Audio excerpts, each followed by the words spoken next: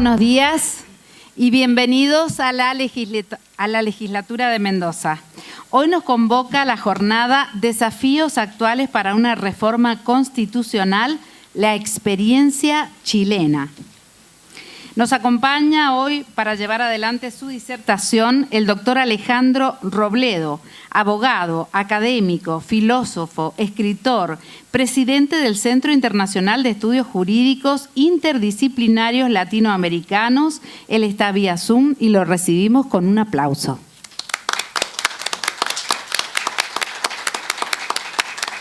Los espacios de intercambio, de construcción compartida, de debate, son sin dudas imprescindibles para el tratamiento de esta temática tan compleja e importante para nuestra provincia. La Honorable Cámara de Senadores, desde la Comisión de Reforma del Estado y la Comisión de Relaciones Internacionales, en conjunto con el CERIDI, Centro de Estudios en Relaciones Internacionales y de Integración de la Facultad de Ciencias Políticas y Sociales de la UNCUYO, se ha llevado adelante esta iniciativa que nos propone encontrarnos, escucharnos y avanzar juntos. Nos acompañan hoy la presidenta de la Comisión de Reforma del Estado, senadora provincial Mercedes Ruz, la presidenta de la Comisión de Relaciones Internacionales, senadora provincial Hilda Quiroga, y los legisladores, miembros de las mencionadas comisiones, especialmente el senador Rolando Baldasso, quien ha sido miembro organizador de este encuentro. También el agradecimiento para la senadora provincial Gabriela Testa y la senadora provincial Fernanda Sabadín. Además nos acompaña el subsecretario de Relaciones Institucionales del Ministerio de Seguridad de la provincia, Néstor Majul. A continuación le vamos a dar la palabra a la senadora provincial Mercedes Ruz y posteriormente seguramente la senadora Hilda Quiroga. Así van a estar disertando a partir también de la palabra del doctor Robledo. Bueno, muy buenos días a todos los presentes, bienvenidos a la legislatura, sobre todo vos, Alejandro, bienvenido a Argentina, a Mendoza, que ibas a estar presencial, pero bueno, le jugó una mala pasada el COVID y no pudo abordar el vuelo, creo que tenía el sábado, que teníamos otro encuentro en la Universidad de Mendoza. Así que bienvenido a esta Casa de las Leyes. Quiero agradecer la presencia de todos, agradecer a la Comisión de Relaciones Internacionales que se sumó a esta propuesta, que un poco tenía que ver con aprovechar justamente la experiencia que había pasado Chile sobre un proceso de reforma constitucional, teniendo en cuenta que nosotros el año pasado se volvió a presentar un proyecto en la provincia de Mendoza de necesidad de la reforma constitucional. Nosotros, Alejandro, tenemos una constitución que data de 1916, una constitución liberal pero con derechos sociales, una cuestión rara para la época, en el momento en que esta constitución vio la luz. Y que nos ha regido hasta hoy, que nos sigue rigiendo y que la verdad que ha sido fructífera, pero bueno, distintos gobiernos, distintos colores políticos han intentado la reforma de la Constitución que se ha visto por momentos frustrada. Es difícil, se trata siempre de lograr los consensos, por supuesto, como toda norma institucional es necesario, fundamental el consenso, y en Mendoza, así como pasa de alguna forma en Chile, la participación ciudadana es fundamental. Tenemos un proceso de reforma rígido, pero en donde, en definitiva, una vez que se aprueba la ley de necesidad de la reforma, antes de elegir a los convencionales constituyentes, pasa como por un referéndum, es necesaria la aprobación ciudadana en elecciones y bueno, es todo un proceso bastante complejo, parecido a lo que pasó allí en Chile, que queremos escuchar después. Así que bueno, me alegra estar en esta mesa justamente con Hilda, que justamente forma parte del Frente de Todos, que es un partido político que es el que gobierna a nivel nacional, a nivel provincial gobierna acá Juntos por el Cambio, de quien yo soy parte, y Rolando Baldasso, que es parte también de Juntos por el Cambio, pero que es del partido PRO, ¿sí? del anterior gobierno nacional, justamente el presidente era del Frente Cambia Mendoza, pero era Cambia Mendoza, no, Juntos por el Cambio, pero era del PRO, para que te contextualices un poco. Así que bueno, le doy la palabra ahora a Hilda y la verdad que espero ansiosa que nos puedas ilustrar sobre la experiencia, pero sobre todo sobre el camino aprendido en Chile de este desafío, ¿no? Que una vez que lograron el proyecto de reforma, los convencionales constituyentes se pusieron a trabajar en una norma, después la ciudadanía dijo que no, bueno, es importante saber qué es lo que podemos aprender desde aquí, desde el otro lado de la cordillera sobre eso. Buenos días a todos, muchas gracias por la presencia a todos. En primer lugar, agradecerles a Mercedes, a Rolando, que han sido los organizadores de este importante evento. La verdad que me siento muy feliz de poder participar de este tan importante encuentro. Hace rato charlábamos un poco fuera de cámara con Alejandro, le agradecimos este momento que ha dedicado a nosotros, para Mendoza, y la verdad que en estos tiempos tan importantes y con este tema fundamental que tiene que ver con la reforma de la Constitución provincial. Ya lo dijo Mercedes, la verdad que todo esto creo que se trata no tan solo de lo que unos pocos decidan, sino tiene que ser un consenso en general, tanto de los partidos políticos, de las distintas personas que participan de nuestra comunidad. Así es que, bueno, un gusto nuevamente y con muchas ganas de poder escuchar y que nos comente la experiencia de nuestro vecino país. Muchísimas gracias.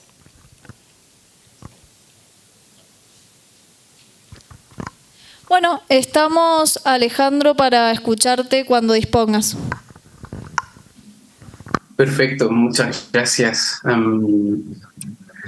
Primero, enviarles un muy afectuoso y muy cálido saludo desde la ciudad de La Serena, donde yo actualmente resido.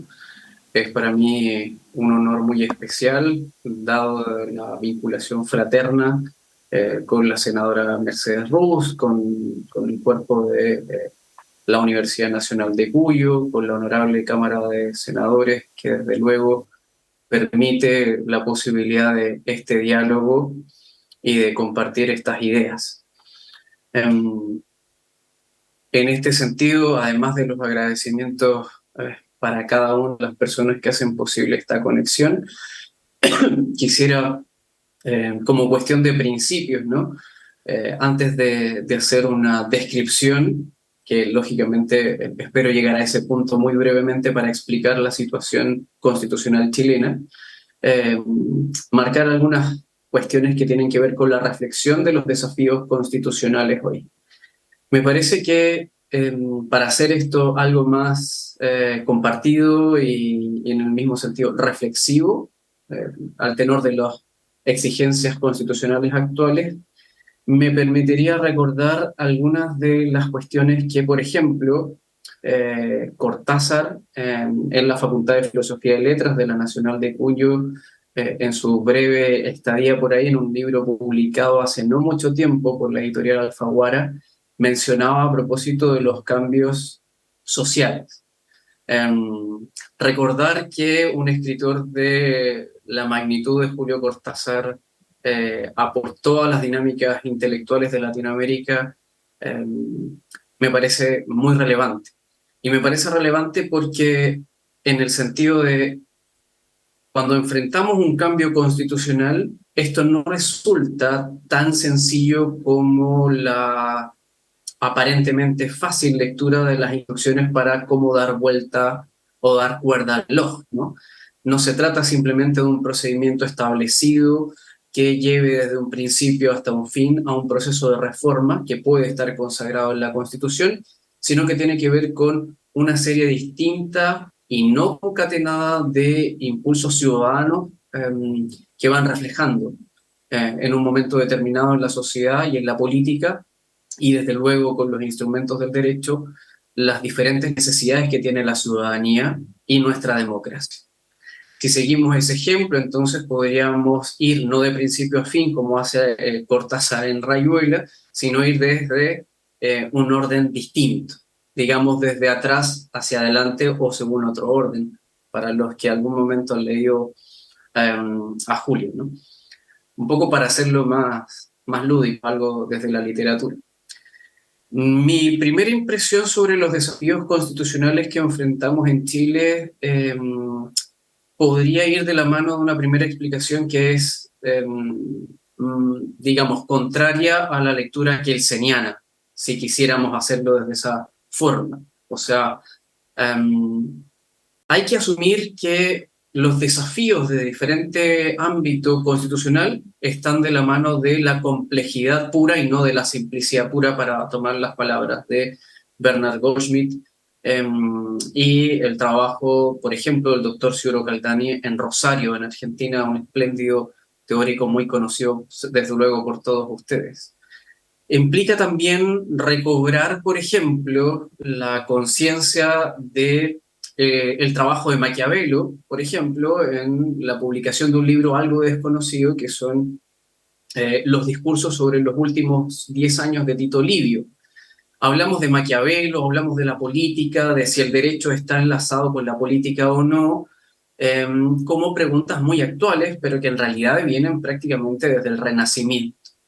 Si lo vemos así, desde esta complejidad que se tiene de ideas, entonces podemos empezar a preguntarnos hoy con algo más de prudencia sobre qué es lo que ocurre que lleva a nuestras sociedades a exigir situaciones de cambio constitucional muy fuertes y que finalmente se representan, valga la redundancia, como una necesidad expresa de un cambio efectivo, no solamente en tal o cual arista constitucional, por ejemplo, en materia de justicia constitucional, en materia de derecho y previsión social, o en materia de derecho de propiedad, o etcétera, sino en un conjunto que conlleva a replantearse el todo.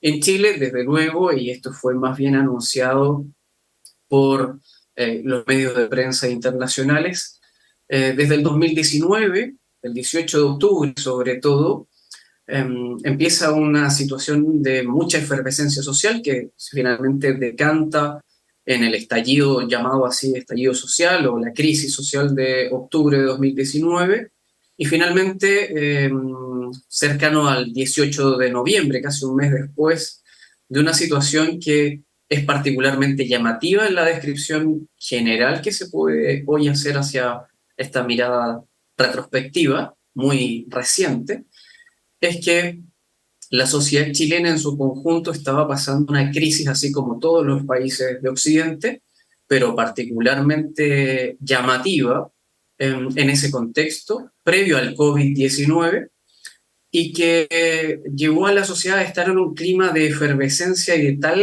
crispación que se puso en el debate más próximo por parte de la deliberación política y de los partidos políticos la necesidad de no solamente hacer un ajuste, no solamente hacer una reforma constitucional, sino proponer a la ciudadanía entonces no una reforma, sino un proceso constitucional completo, ajustado y distinto. En ese sentido, era prácticamente una necesidad incipiente dada la crisis que estaba sucediendo en ese momento, y de lo cual entonces se generó una planificación para llegar entonces a una, primero, convención constituyente o convención constitucional, propuestas de que esta fuese mixta o que fuese 100% elegida por la ciudadanía, y finalmente se llegó a esa opción. Después de prácticamente 12 meses de trabajo, eran 9 meses planificados desde su instalación, con paridad de género, con integración de diferentes etnias y su representación, escaños reservados y elección por sufragio de esta manera. Su decurso, no obstante haber sido impulsado por más del 80% de la ciudadanía, significó, sobre el final del proceso, que este se cerrara una vez explorada la indagación hacia un borrador constitucional y una propuesta constitucional que aparece para ser votada el día 4 de septiembre de este año, con una respuesta negativa. Entonces tenemos una primera afirmación muy potente en términos democráticos, una necesidad real de cambio, y al mismo tiempo catalizada por un proceso de estos meses de duración, donde hubo deliberación democrática de diferente orden, y finalmente una respuesta igualmente democrática que, con la mayoría abrumadora, así como en el primer momento, de prácticamente el 90% del padrón electoral chileno, estamos hablando de cerca de 14 millones de personas sufragando, de un total de habitantes cercano a los 19 millones, que dice no. Y esto me parece importante analizarlo desde el punto de vista de la filosofía política y desde la filosofía general, para poder decir, bueno, ¿qué es lo que sucedió, no?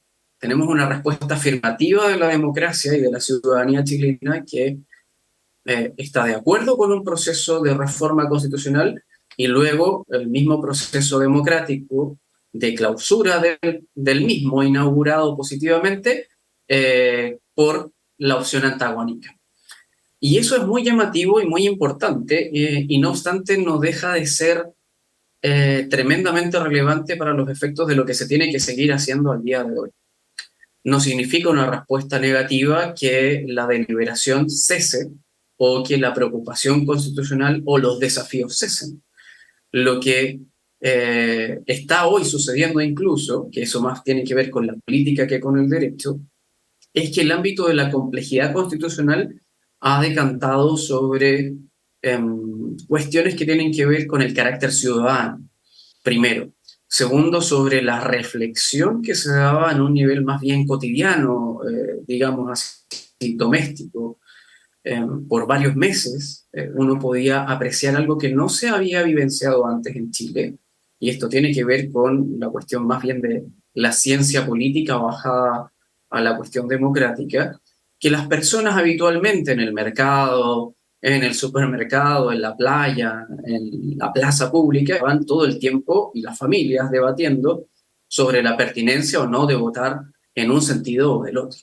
Me parece que, y eso es lo que yo más recojo, es que hubo mucha conversación y mucha deliberación, puede ser sobre un punto o sobre el otro, entre muchas personas en un nivel más bien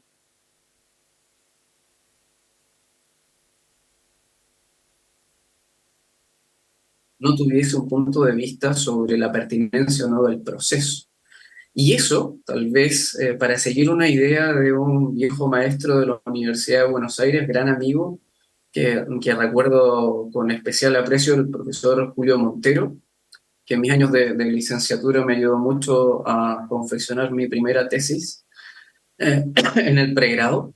Es un texto que él traduce en lo que llama el paternalismo constitucional y sus desafíos, publicado hace unos años atrás.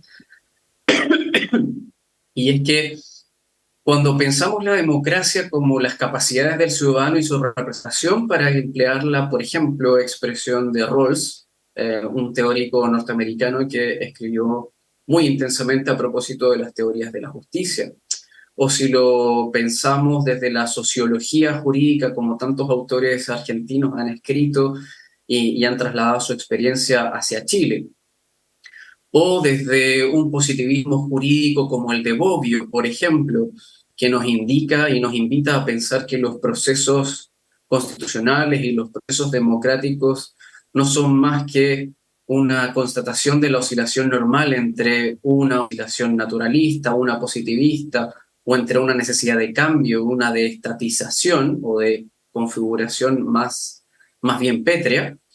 Es que la cuestión del cambio constitucional no es algo que vaya a cambiar o necesariamente no es algo que vaya a dejar de ser importante, está siendo parte de la necesidad de la democracia chilena. Y más allá del procedimiento que se elija para llevar a cabo ese fin, el cambio empezó a instalarse desde el momento en que, por deliberación, por diálogo y por necesidad de empezar a preguntarse ciertas cosas que estaban en la Constitución pétrea, al igual que la de Argentina de 1916, en su matriz había una prima hermana en el caso chileno, que es la Constitución de 1925, luego viene la que está ahora siendo objeto de mayor deliberación, que es la Constitución de 1980, modificada en el año 2005 por Ricardo Lagos, pero cuyas matrices, si bien es cierto, tienen un esquema liberal de fondo, también llevan involucradas un esquema interpretativo que muchas veces es más conservador que liberal. Así las cosas, entonces, lo más importante, y creo que aquí hay una idea bastante poco vertida, pero que es originaria de las ideas positivistas de Ferrajoli, por ejemplo, en una lectura de Susana Pozzolo, una célebre profesora de Derecho Constitucional italiana, cuya tesis fundamental es que la Constitución propiamente tal, independientemente de sus márgenes rígidos, semirrígidos o flexibles, lo que lleva incorporado es la posibilidad de una interpretación constitucional.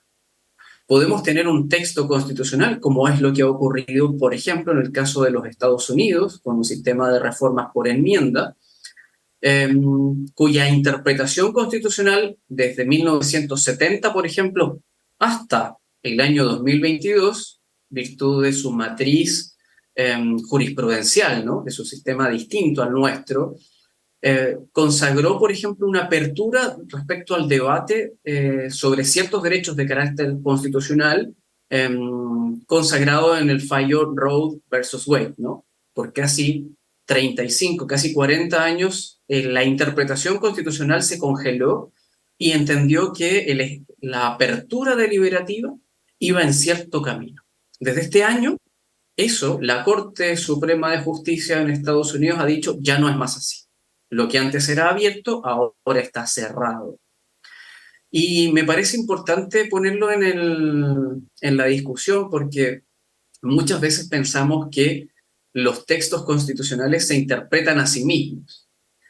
Una muy, muy interesante y muy problemática también discusión en Chile sobre las cuestiones que tienen que ver con el pluralismo jurídico o el pluralismo propiamente tal, con cómo se iban a aplicar o insertar dentro del debate constitucional la distinción entre políticas de género, enfoques de género, neuroderechos o derechos neurodiversos o los derechos de las personas en situación de discapacidad para que éstas fuesen más dúctiles y más fluidas. Quedaron fuera de esos márgenes de discusión, por ejemplo, las así llamadas hoy incapacidades invisibles, que son otro tipo de incapacidades que están presentes dentro de la sociedad democrática, pero que no se ven. Como se ve entonces, así prima facie, el ámbito de lo constitucional no es precisamente algo que se pueda plantear como limitado, sino que es todo el tiempo extensible y va creciendo a medida que van creciendo los ámbitos de deliberación. No muchas veces pensamos en incapacidades invisibles, ¿no? Hace muy poquitas semanas estaba en un diálogo sobre discapacidad e inclusión en Colombia, conversando con el presidente de la Corte Suprema de Justicia sobre esta cuestión, y evidentemente hay muy poco escrito, pero hay mucho que está sucediendo. No pensamos, por ejemplo, en que las personas con Asperger tienen necesidades distintas y las asumimos como una situación que tiene que ver derechamente con el autismo, aunque no lo tiene que ver. No pensamos en que las personas con síndrome de Down tienen necesidades distintas de aprendizaje y que es posible incluirlas de una manera distinta con las diferentes dinámicas de inclusión en las aulas, ¿no? Que su cerebro o su comprensión neurológica opera de una manera distinta, pero no por eso más adelantada o más retrasada. No es una cuestión temporal, es diferente. Entonces, como se ve, los dilemas propios de la cuestión constitucional, en lugar de acotarse, siguen en continua expansión y en continua complejidad. Para la situación chilena, incluso a menos de 3 meses de concluido el proceso y después de todo el análisis que supuso la lectura del borrador y luego de la propuesta, con sus muchos aciertos y con sus varios errores, significaron, si uno lo atiende con un criterio de justicia democrática, un adelanto para los efectos de debatir cuestiones que no se habían debatido. Si lo vemos así, entonces, hay una superación del umbral del paternalismo democrático de orden clásico y también una superación del constitucionalismo instalado como tal para trasladarse, esta es mi más modesta opinión, hacia una revitalización de la filosofía pública, siguiendo la línea del trabajo del profesor Michael Sandel, y extrayéndola entonces desde el derecho constitucional propiamente tal al ámbito de la política y al ámbito de la filosofía de lo público. Y aquí, sobre todo, me parece que hay tres autores que yo podría recomendarles si alguien quiere echarle una mirada al proceso constitucional chileno más allá de lo que se comunica a través de la prensa, que es muy interesante y es evidente que es muy bueno tenerlo a la vista, pero para poder sacar una conclusión. El primer libro que quisiera comentarles es un texto que se llama La tiranía del mérito, de Michael Sandel, un texto creo que profundamente actual, recientemente publicado, no lleva 2 años de haber sido lanzado por la editorial Debate, a toda Latinoamérica, donde se pone en jaque un término que en Latinoamérica aceptamos prácticamente como éticamente neutral o muy bueno, el término meritocracia. Queremos ser sociedades meritocráticas porque el mérito debe ser premiado. Pero el profesor Sandel nos plantea que en realidad la democracia del mérito lleva en sí mismo ciertos peculios que son nocivos. Por ejemplo, el acceso a la universidad o a los créditos universitarios. En Estados Unidos pasó de una manera muy paradigmática, esto fue un hecho público, que el acceso a la universidad con un sistema de accesos aparentemente hecho por pares evaluadores y formateado de manera neutral, fue corrompido por las cuestiones del mercado. Efectivamente, entonces se podía acceder a la universidad pagando a ciertos, digamos, instituciones o personas que preparaban las cartas de acceso para que ciertos ciudadanos pudiesen acceder, por ejemplo, a Stanford, Yale y a las mejores universidades, a las más reputadas, a pesar de que no tuvieran las condiciones intelectuales que el acceso requería, pero sí tenían las materiales. El segundo texto es del mismo autor, para configurar la filosofía de lo público, la pregunta sobre qué es aquello que no podemos comprar. El libro, de prácticamente el mismo nombre, Lo que el dinero no puede comprar, es tal vez la segunda parte de lo que deberíamos considerar y que me parece, y en esto me declaro un fiel admirador del modelo argentino de acceso a la educación universitaria, es que precisamente el acceso a la universidad no debería ser o debe ser uno de aquellos bienes que no debería ser comprado, ¿no? El acceso universal, gratuito y como vocación pública, me parece que es una de las cuestiones que debería empezar a debatirse nuevamente y cómo es posible que entonces eso otorgue un mérito a las personas que están a favor de una mayor educación pública gratuita, y de ahí viene mucho del aprendizaje que tuvimos en Chile a propósito de esta cuestión mientras se debatía el proceso, que no lo vuelve compatible conforme a la cuestión de la educación como un bien primario, como un bien que genere igualdad y que genere igualdad de oportunidades, pero también igualdad en términos de la proyección social de la democracia. El último texto que puedo referirles es uno de los más potentes que he leído, que es de la profesora Martha Nussbaum, una teórica norteamericana brillante, obviamente correlacionada con los trabajos de Judith Butler, pero en un esquema tal vez distinto, y que se llama La monarquía del miedo, o The Monarchy of Fear. En ese texto, la profesora Nussbaum nos indica, por ejemplo, cuestiones que deben ser tenidas a la vista cuando leemos a los sistemas democráticos con preocupación para enervar la monarquía del miedo. En ese momento ella estaba escribiendo en Japón, había visitado Chile hace muy poco tiempo, y reflexiona sobre qué es lo que llevó a la democracia de los Estados Unidos a la elección de Donald Trump, por ejemplo, y a la instalación de ciertas dinámicas que tienen que ver con una monarquía del miedo propiamente tal. Ese texto está disponible en internet. Si no lo tiene alguien, me pueden escribir un correo electrónico. Yo tengo todos los textos, así que bien se los puedo compartir para que les puedan dar lectura. Y el último me parece que sería La democracia importa, del profesor Cornel West. El profesor West es un gran amigo, ha visitado Chile en múltiples ocasiones. Para quien no lo conozca y que me parecen importantes para pensar un debate constitucional, esto le parece muy lejano, pero si lo expreso de la siguiente manera, creo que se puede entender por qué es importante para los jóvenes que están escuchando esta sesión. Muchos no conocemos quién es el profesor West en Latinoamérica, pero para los que vieron Matrix podrán recordar que él estuvo involucrado en el guión de Matrix 1 y aparece en Matrix Revolutions pensando las revoluciones que significan los cambios de constitución.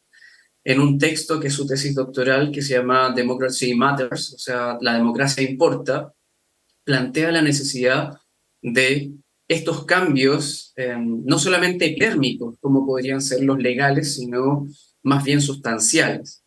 Y en ese texto él instala la situación de necesidad óptima de integración de las personas afroamericanas en la deliberación democrática y la necesidad de extirpar de la democracia en los Estados Unidos cualquier indicio de discriminación, arbitraria o no arbitraria, sino una integración más afectiva, más efectiva.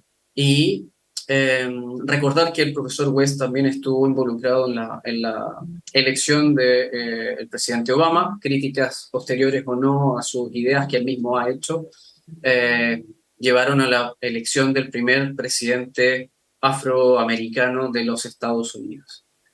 Textos como esos me parece que nos hacen ver que el caso chileno no es único. El caso chileno es muy próximo a lo que puede ocurrir en otros países. Fue un caso muy sismático o muy crismático, si se quiere, lleno de muchísima beligerancia argumentativa, pero también hoy de mucha decantación ciudadana sobre qué es lo que se discutió, cómo se discutió y hacia dónde queremos ir. Pero no está muy lejos si uno ve de otros procesos constitucionales, como el irlandés, por ejemplo, que tuvo subsumido a la democracia irlandesa por más de 100 años y que finalmente significó que ese proceso está coronado desde fines de los años 90 por una constitución plenamente democrática y que está siendo hoy incluso objeto de una reforma constitucional y de una comisión constitucional que se ha nombrado al efecto. Lo mismo pasa en Sudáfrica, donde hay una reforma del Estado que tiene por objeto dinamizar los derechos económicos, sociales y culturales en ese país. Y son dos ejemplos de países donde el apartheid, en un caso, o donde la situación muy, muy terrible de posiciones sociales antagónicas, el protestantismo y el catolicismo, aparentemente representaban para la sociedad democrática un desarraigo o un desplome total. En ese sentido, los ejemplos de lo que hemos aprendido en Chile debatiendo y pensando el proceso constitucional son de muy nutrida fuente y los que me parece que nos devuelven una vez más a releer el libro de la reforma constitucional como si estuviésemos hablando entonces de las instrucciones para dar cuerda al reloj y siguiéndolas de una manera no tan dramática, pero sí muy activa, reflexiva y que pueda aportar para pensar, por ejemplo, los límites del derecho de propiedad, de los derechos sociales, económicos y culturales, el lugar del arte dentro del derecho, la forma en que pensamos a la justicia constitucional y los diferentes ámbitos en que esto irradia al resto de los ordenamientos jurídicos latinoamericanos. Esas son algunas ideas de desafíos que puedo compartir con ustedes. Espero no haberlos aburrido mucho en este tiempo.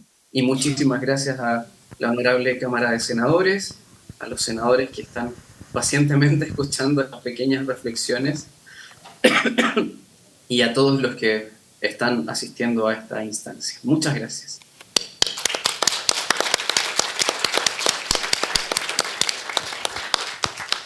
Bueno, muchas gracias, Alejandro. Antes de consultar al auditorio si alguien tiene alguna pregunta, me parece importante algunas cosas como buen pronóstico por ahí para nuestro proceso de reforma constitucional en Mendoza, que es justamente esto que decías vos de esta discusión que se daba en la ciudadanía y que es tan importante sobre también lo que hay que trabajar. Creo que en eso nosotros tenemos un beneficio, que es que en Mendoza, por nuestro sistema, justamente antes de que se pase a un borrador o de que podamos tener un borrador o un proyecto constitucional, la ciudadanía tiene que decidir. Entonces eso es positivo de cara a esto, porque tenemos que de alguna forma ser capaces de generar la posibilidad justamente de que sea la ciudadanía la que vote si reforma sí, reforma no, y recién después los convencionales, ¿no?, armar un proyecto. Creo que eso puede ser un punto que está bueno en Mendoza, en nuestro lugar, a comparación de lo que pasó en Chile, que era como que estas discusiones se daban sobre un borrador, y bueno, eso es más difícil quizás. Y que bueno, tiene que ver también con esto otro que vos decías, que es que los procesos constitucionales se complejizan porque la situación social se complejiza de alguna forma. Pero bueno, otro augurio positivo creo que es esto, ¿no? Hay movimientos de reforma, nosotros no estamos excluidos de esos movimientos, y de alguna forma eso va generando, ¿no?, el cáliz y el escenario propicio para realmente instaurar una reforma. Así que creo que en eso está bueno desde ese lugar. Bueno, no sé si alguien quiere hacerle alguna pregunta a Alejandro o comentar algo, no sé, Hilda o vos, Rolando. Bueno, me presento, senador Baldasso, presidente del Bloque PRO de Mendoza, de senadores. Muchas gracias primero por tu exposición, a la senadora Ruz por traerte con estas ideas a Mendoza, y escuché a lo largo de tu locución que planteabas que hubo un muy fuerte debate social en todos los ámbitos. Eso lo que decías, que en el supermercado, en la playa. Y también he escuchado algún otro comentario que les dio miedo apoyar la reforma de la Constitución a los sectores por un salto casi, por más que había necesidades de sensaciones, que muchos también votaron con el miedo. ¿Cuánto influyó eso en el miedo en la votación final? Esa es la pregunta. Bueno, muchas gracias, senador. Yo creo que, y no cito el texto de la profesora Nussbaum porque sí, ¿no? No se trata de hacer juegos teóricos, sino como decir cómo esto imprime una huella en lo que ha sido la deliberación. Yo creo que sobre esto hay que ser particularmente delicado, pero sin temor, a que hubo lógicas de miedo que se instalaron sobre cómo es normal en casi cualquier debate. Cuando uno presenta dos posturas antagónicas, una trata de derrotar a la otra poniendo todos los elementos negativos que ésta tiene y viceversa, ¿no? Pero la esencia de la deliberación democrática es distinta. No es necesariamente siempre sí, solo sí, y la lógica puede ayudar en esto, si estás a favor o en contra, por ejemplo, del aborto, la eutanasia, la autodeterminación de la corporeidad, etcétera, temas complejos que están en el ámbito constitucional siempre, y cuando todo se pone en sí o no, entonces lo que va decantando en la deliberación es tomar un partido u otro. Estaban, entonces, podría decirse, en el caso chileno es algo que se vio mucho, entre aquellas personas que estaban a favor de un cambio porque había una necesidad, en consecuencia a favor de este, y aquellas que querían, en contrario, el status quo, por miedo más que porque el cambio no fuese benéfico. Pero eso sería reducir el debate y el por qué estamos aquí. Como dice Chantal Mouffe en un texto que se llama Las paradojas de la democracia, es precisamente lo que estamos viviendo en el caso chileno. La primera demostración es un voto democrático hacia el proceso y finalmente un voto democrático de clausura diciendo no. Creo que sí, no se puede desmerecer la lógica del miedo que se instaló en algunos sentidos y por diferentes y múltiples factores, pero tal vez el que yo recojo como para la reflexión es que no obstante no hay que evitar mencionar que hubo una lógica de miedo en muchos ámbitos de deliberación. Ese mismo miedo permitió que las personas pudiesen, tal vez por primera vez, yo no lo había visto nunca en mi país, y me da alegría que así haya sido, es que muchas personas empezaron a deliberar sobre cuestiones distintas, y antes eso no ocurría. Y con eso me parece que se dio un paso hacia adelante, y ese miedo al que se hace alusión, finalmente es revertido porque hoy se puede dialogar. Superada entonces la situación de emergencia, hay algo muy positivo que quedó, y es que hoy los chicos, por ejemplo, que estaban en los colegios, empezaron a pensar, bueno, ¿y qué es esto que llamamos derecho de propiedad? Debemos recordar que esto que llamamos derecho de propiedad es una cuestión que viene del derecho canónico por una bula que tenían una disputa de los franciscanos contra el Estado Vaticano para la utilización o no de el voto de pobreza. No sabíamos eso. Tampoco sabíamos que en Sudáfrica había existido un cambio constitucional, ni que en Irlanda había ocurrido otra cosa. Y entonces, a pesar de que existía una lógica de miedo, y que eso es real en muchos niveles, el miedo fue superado, me parece, por un ánimo más bien de dialogar. El proceso no está clausurado aún, todavía tiene algo que decir, eso no es ámbito de la jurística, ¿no? Pronunciarse, sino más bien de la política, pero hay que estar conscientes de que hoy pensar en derecho y política como un binomio no aparte, sino confabulado, es un deber para la ciudadanía activa y crítica, ¿no? Entonces ahí hay elementos para superar ese. No sé si lo pudiésemos hacer rápidamente, pero por lo menos estamos más lejos del paternalismo constitucional o democrático que antes. Y eso es ya un avance. Ahí tenemos otra pregunta.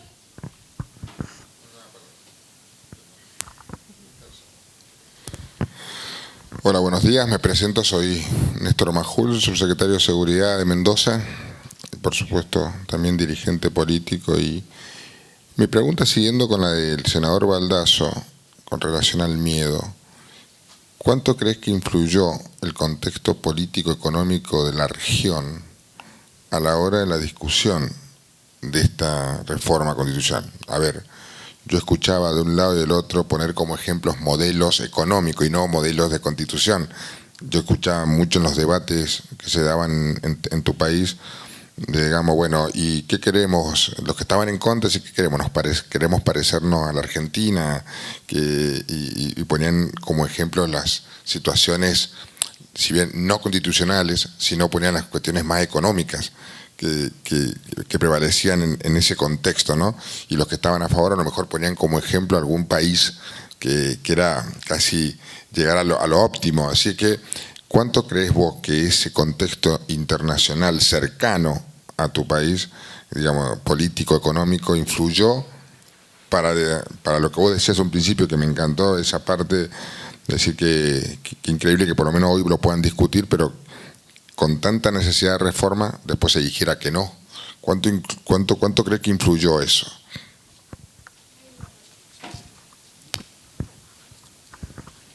Bueno, muchísimas gracias de nuevo por la pregunta, creo que es óptima, y son de estas cosas de las que hay que deliberar sin miedo, porque de eso se trata, ¿no? Y sin tapujos. Yo creo que en una impresión diagnóstica, primero jurídica, tal vez luego filosófico-política.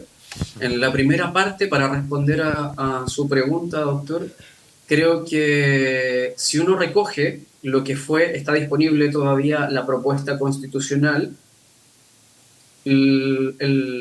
la Convención Constituyente, en sus diferentes instancias, estuvo muy consciente de la proximidad democrática, digamos, del ejemplo constitucional colombiano, del ejemplo constitucional argentino, de cómo hicieron por ejemplo, el proceso de reforma a los códigos en el año 2012, con el cambio, por ejemplo, que se hizo del Código de las Familias, el Código Civil, el Código de Comercio, etcétera, y los ajustes constitucionales que pasaron en Argentina, al mismo tiempo de cómo se configuró, por ejemplo, el proceso o la dinámica del sistema de acceso a la educación superior. El primer caso, el caso colombiano, se tradujo, por ejemplo, en una norma que estaba en la propuesta constitucional de la Convención, que era sustituir el sistema de recurso de protección por el de tutela constitucional, siguiendo una idea del constituyente colombiano de 1991 para la instauración en Chile de una tutela extendida de derechos fundamentales. Entonces, se tuvo a la vista un ejemplo. No obstante, como siempre pasa en nuestros países, al extraer un ejemplo de otro país, su configuración mutó. Y es eso lo que finalmente, más allá del miedo, en diferentes ámbitos, los diferentes colegios de abogados, las asociaciones gremiales, etcétera, empezaron a debatir sobre, bueno, ¿y esto es así? ¿Esto funciona así? ¿Cuáles son los límites? Y entonces ahí vino un proceso que más que miedo, me parece, es mi impresión, no obstante no hay que quitarle tenor a cierta lógica de temor o de miedo, temor reverencial a los cambios, empezó a instalarse de una manera más dinámica. Hay ejemplos, y uno los puede encontrar a lo largo de la propuesta, por ejemplo, sobre el tema del pluralismo, que se tomó una matriz directamente desde Canadá, o otra que también venía de la Constitución colombiana, pero eran ejemplos descriptivos. Me parece que el gran problema, o lo que se representó como un problema para nosotros, es prácticamente la comunicación constitucional. No hubo una suerte de tiempo para que la ciudadanía pudiese recibir el mensaje constitucional con sencillez, no simplicidad, es distinto, en el ámbito de una complejidad social que permitiera, por ejemplo, ir mucho más allá, es decir, queremos un Estado o una sociedad de mercado a secas, o queremos una sociedad donde el Estado sea todo. En eso, evidentemente, cuando uno pone más y menos, la ciudadanía puede elegir uno u otro. Pero la verdad es que mercado a secas y Estado a secas no existe hace mucho en Chile, y más bien debería existir otras lógicas, social mercado, participación efectiva del Estado en aquellos temas que son de relevancia estratégica, que son de relevancia social, y dejar de poner las cosas como dos polos opuestos que generan temor. Entonces ahí me parece que la deficiencia global de comunicación constitucional, comunicación política, y como ciudadanos creo que no nos dimos el tiempo suficiente para decantar de qué estábamos hablando cuando hablábamos de un cambio constitucional. Pensar que un cambio constitucional puesto bajo mucha presión en 12 meses para ser comprendido es un tema muy difícil en tan poco tiempo.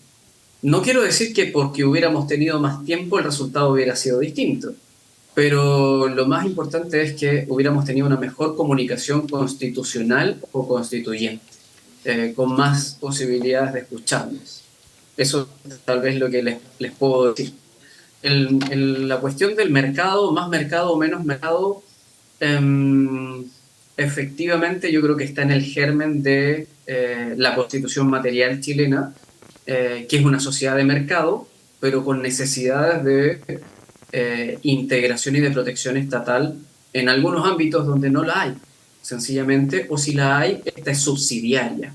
Eso creo que es algo que hoy ya se instaló, y precisamente por eso las instituciones como la Corte Suprema están dando fallos paradigmáticos en materia de previsión y salud, por ejemplo, a propósito de la regulación del mercado de las ISAPRES, por ejemplo, o de la limitación que lo acaba de hacer hace 1 año y medio atrás a la contratación de planes de salud, favoreciendo, por ejemplo, que las personas con síndrome de Down, por dar un ejemplo muy importante, no sean consideradas como enfermos, cosa que sí pasaba hasta hace 1 año y medio atrás. Imagínense la barbaridad que eso significa. Cosas como esas empezaron a suceder a propósito de este debate y que van rompiendo ese margen de paternalismo constitucional. Esperemos que nos lleve a buen puerto, siempre. No sé si con eso contesto de alguna forma.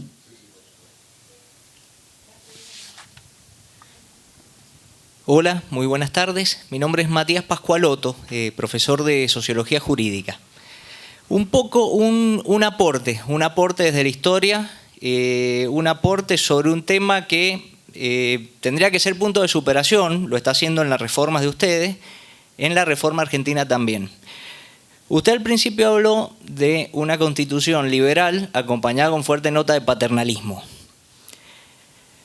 Esto en Argentina, en la época que Alberdi de alguna manera diagramó el diseño constitucional, tomó el ejemplo unicameral y ejecutivo fuerte de los hermanos Egaña en Chile. Justamente tiene este bagaje.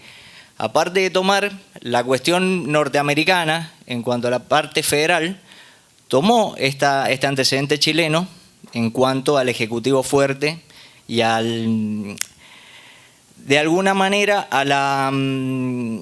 para evitar la aspersión del poder y centralizarlo.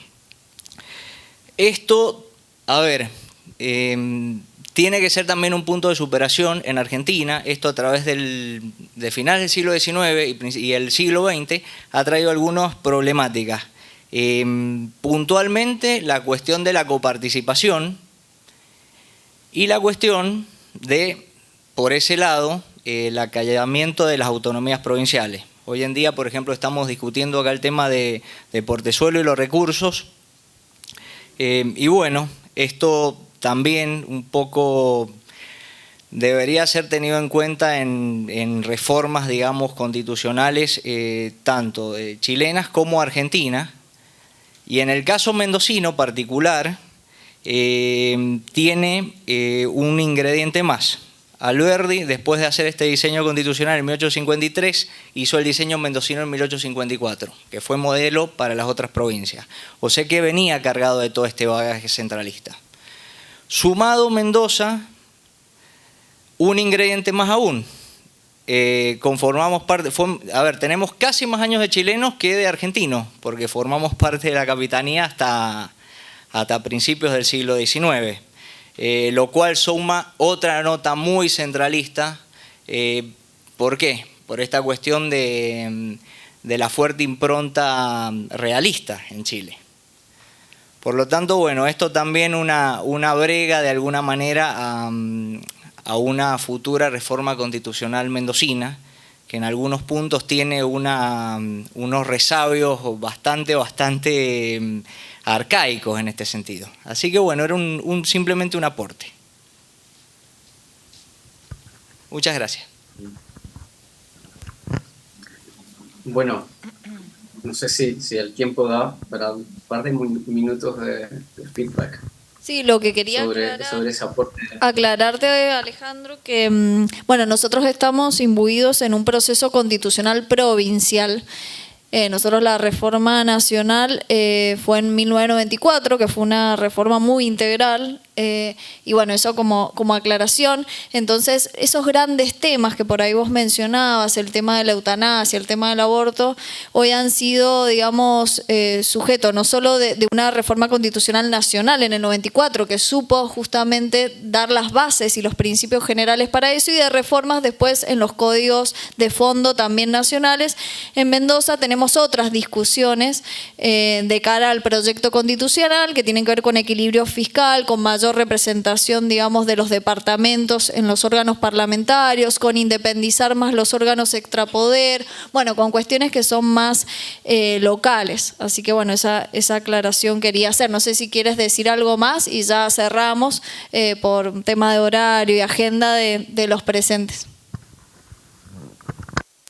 Sí, bueno, sobre todo agradecer la instancia a todas las personas que concurrieron acá, al espléndido llamamiento que se ha hecho.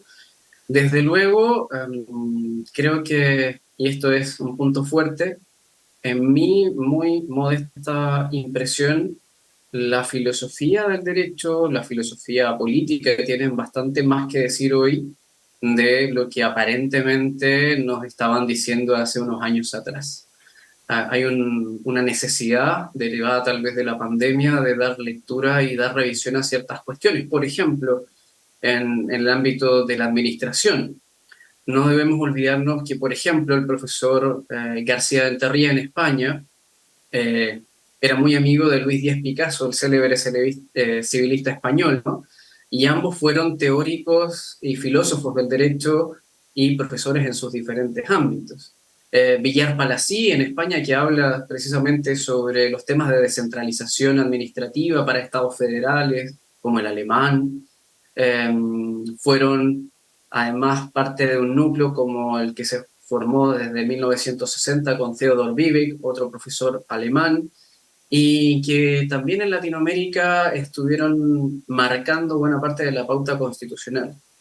Así que yo diría, a veces en estos momentos vale más un poquito más de lectura desde la filosofía de lo público para bajar a soluciones más concretas, sea que las tengamos o no. Mis agradecimientos a Mercedes, a la honorable Cámara, desde luego, y a todos los presentes por su tiempo y por la instancia para este diálogo. De verdad, muchísimas gracias. Me hubiera encantado poder estar ahí. Sí, nos hubiera encantado que estuvieras. Bueno, muchas gracias, Alejandro. Gracias a la presidenta de la Comisión de Relaciones Internacionales, Hilda Quiroga. Y bueno, en cualquier momento, cuando quieras, te recibimos acá en la Casa de las Leyes en Mendoza. Muchas gracias.